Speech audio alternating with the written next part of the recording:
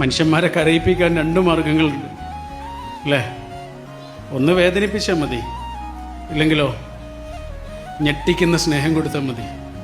ഞെട്ടിക്കുന്ന സ്നേഹമുണ്ടാകുമ്പോൾ മാത്രം പൊട്ടിയൊഴുകാൻ ഒരുങ്ങി നിൽക്കുന്ന ഒരു കടൽ കണ്ണിൻ്റെ പിന്നാമ്പുറത്തുണ്ട്.